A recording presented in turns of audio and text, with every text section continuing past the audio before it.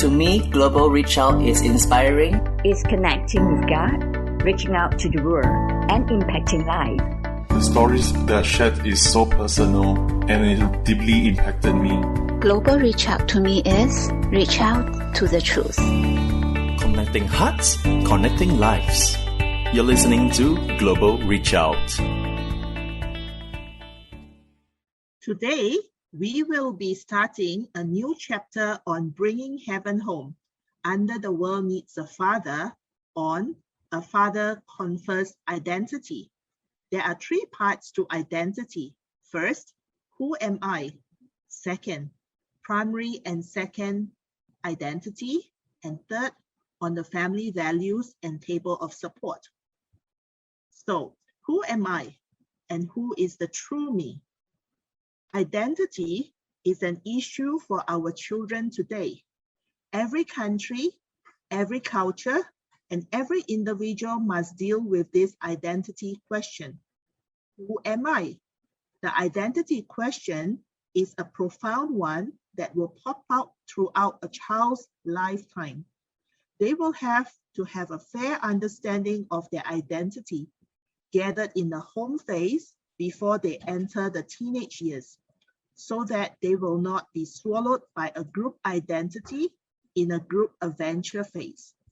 They will have to discover their social identity in the teenage years as they interact with their peers. This will determine much of how they will function as spouses later in marriage. They will again recalibrate their identity in the moving out and up phase. The culture of environment shapes a lot of people's identity as well. All professions carry a unique subculture within the bigger culture. And then when the half-time phase, 43 to 48 years old, dawns, there will again be an identity crisis. Therefore, we need to first introduce the importance of having a father to establish moral authority, father to confer identity. Our children need to understand the purpose in life, what on earth we are here for. Our identity in Christ is first to be a child of God. We are living in a world of massive identity confusion. For example, if you are a Christian, we are in this world but not of this world. Therefore, we need to understand our defined identity so as not to get confused. First, we have legitimizing identity. I call this culture identity. This is generated by civil society by those in authority. Secondly, we have a resistant identity. I call this counter-culture identity. This is generated by those actors who are devalued and stigmatized by the logic of domination. Then we have project identity. I call this trendsetter identity. This is built when social actors building a new identity that redefines their position in society, and by doing so seek transformation of overall social structure. Our children had to discover who they are and who they want to be in very early life. They had to discover the counterculture of kingdom in a very contaminated society. They had to learn that they were born in a very contaminated society. They had to learn that we are born not of this world. In John 17 verse 14, that they did not think according to the pattern of this world, Romans 12:2. That their true citizenship is in heaven, Philippians 3:20, and that they have a very specific task to influence and change this world as salt and light, to Matthew 5:13-14. God created us to be His children. We do not think like other people, we do not speak like other people, and we do not like other people, because we are unique and extraordinary, because we are born from above. And in the church, which was supposed to be counterculture, they had to decide to become trendsetter within this counterculture. If we were to ask people in our churches what their top 5 things Jesus valued were, we should get answers like love, humility, servanthood, forgiveness, and compassion. But if we were to ask them what they value, we would probably get answers like happiness, success, good food, or fast internet. If the two don't match up, we have an identity crisis. Chances are that church members reflect the culture around the world instead of the new culture that Jesus taught. We need to be counterculturists. We have to teach our children from the time that they are in their baby shoes that they live in a counterculture. We are trendsetters. We swim upstream that make us leaders.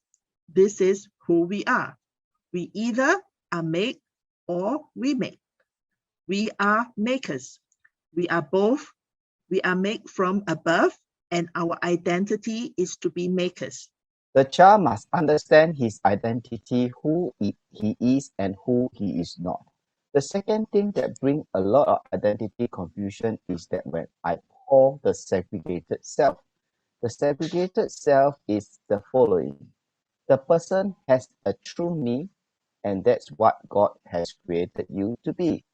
Second thing is the person has actual me. What I love every day of my life and that is seen by other people, then is presented me. Sometimes my actual me is different from my presented me because I need to adapt to expectation and perceived expectations of us. And the me who represents the image we want to portray. Finally, we have the perceived me. It's how people see us and even stereotype us. It represents people's points of views of us. Sometimes we are confused by the different me that we need to present ourselves to the world. How do we overcome this? We have to teach our children that we really need to be real, that my private self and public self would be the same thing. So we are parents, has to be the same person at work, at home, at church, wherever we are. The best way to become the real person is the following, that you will have people around you to be totally transparent. Total transparency is by unmasking and people around you to see your blind spots. Therefore, it's often good to tell your spouse or your children what you see in me that I don't see of myself. What is wrong with me? I can promise you, they know, so that they can extract those blind spots that you cannot see. Be thankful that you have a safe space at home that you can reflect, acknowledge, and work on those blind spots. The other way to do is to unmask and to tell your confidante to share something that you don't find it easy to tell anyone. Just take off the mask. Tell him or her your struggles, your fears. It is the best thing to tell your children your fear. Why? Because they don't want to see a perfect father. They want to see how to grow up, and you will be the role model to show your children the process of your growing up to your children. Some of the best moments that I have is that I reveal my stresses, my fears, my struggles, and the big surprise I receive from my children is that they ask, can we walk with you and pray for you? I need a companion. Belonging is the deepest need of any human being. We need to help our children out of our confusing life. We go to help them. The most important thing in being real is to be the real me. to be as close as what God has intended you to be. Therefore, I have come across so many people has never believed that God expected something great out of them. Your children need to know this and to believe what God has intended them to be, to believe and know what we are, precious children of God, to live to our fullest potential that God has given to you and me.